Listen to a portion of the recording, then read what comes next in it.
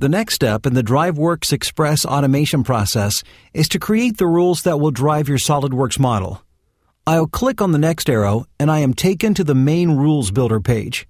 Here I see a list of rule types, how many of each type there are, how many rules are missing and still need to be defined, and action checkboxes to control which set of rules to work on. I'll start with the dimension rules, so I'll select the Edit Dimension Rules checkbox and then click on the next arrow. DriveWorksXpress shows a table with the dimension names I created when capturing the SOLIDWORKS dimensions, the file name they belong to, the type of rule, the current value of the rule, and the formula used to create the rule. There is an option to show missing rules only. This option will only show the names whose rules have not been created. Working with this option enabled, you will know when you are done since there will be no more items in the table. I'll start by defining the length. To create a rule, double-click anywhere on the row. This is where you define the formula for your rule. There are several drop-down menus at the top to assist in defining the rule. Inputs is where all the controls from the form are stored.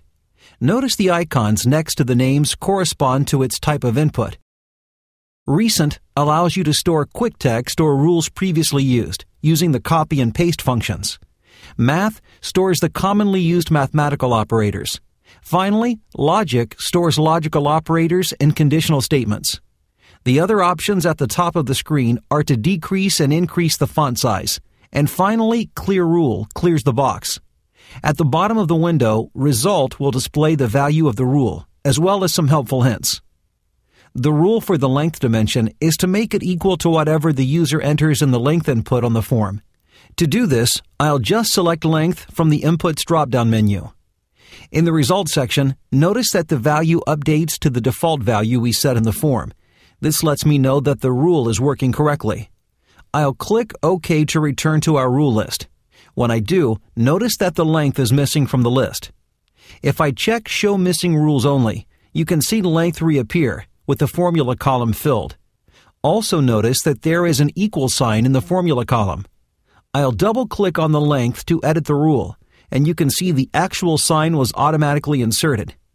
All of the rules are equations, so in creating rules, you can either manually add the equal sign or let DriveWorks do it for you. I'll click OK to return to the list. I'll create the rule for the width, which is again just an input from the form. I will add it just like I did with the length and click OK.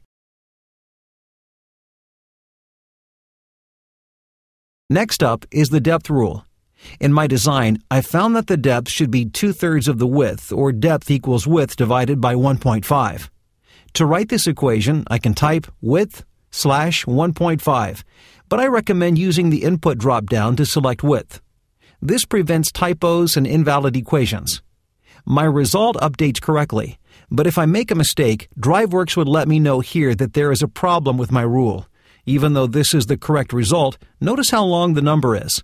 Sending a result with that many significant figures to SOLIDWORKS is ineffective, since I can only work with a precision of 1/1000th of an inch. DriveWorksXpress rules are created using Microsoft Excel commands, so I can use the round function to make sure I only send 3 decimal places to SOLIDWORKS. If you are new to Excel commands, a good tip is to use either the Excel or SOLIDWORKS help documents to get more information about these commands. To add the round function, I'll type round, open parenthesis, before width. Then after 1.5, type comma, 3, close parenthesis. And this result is much nicer. At this point, I want to save this formula to use again later. I can do this using the Recent drop-down menu. First, I'll highlight my equation and press Ctrl+C to copy.